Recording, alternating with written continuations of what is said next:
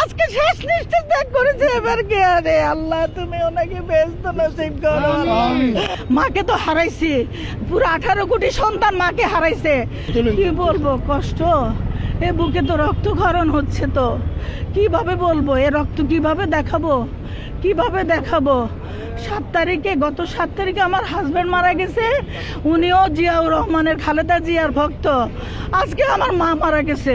তাহলে বলেন এই হৃদয় থেকে কি কথা আসবে? মাকে তো হারাইছি, পুরো 18 কোটি সন্তান মাকে হারাইছে। আপনাদের এখন একটাই কথা, শেখ হাসিনার বিচার চাই, শেখ হাসিনার বিচার চাই। বিষক্রিয়া করে আমার মাকে হত্যা করেছে। আমরা শেখ হাসিনার বিচার চাই। এক কাপড়ে এবং পরিত্যক্ত একটা কারাগারে দাঁড়ায় থেকে ওনাকে যেভাবে একা আসামি করে ওইখানে রাখা হয়েছে, তাকেও সেখানে রাখা হোক, রেখে ওনাকে কষ্ট দিয়ে দেওয়া হোক, যে বোঝানো হোক যে কিভাবে আমার মা কষ্ট পেয়েছে। আমার মাকে এভাবে কষ্ট দিয়ে মারছে, বিষক্রিয়া করে মারছে, এক কাপড়ে বের করে দিছে বাসা থেকে। প্রত্যেকটা সাজা কিন্তু সে পাইছে।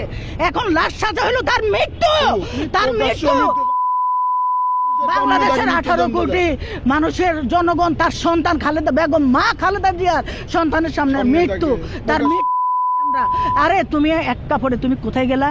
একটা হিন্দু দেশে গিয়া তুমি গেছো। আমার মা যাওয়ার সুযোগ ছিল। আমার মা তো আমাদেরকে ছেড়ে যায় নাই।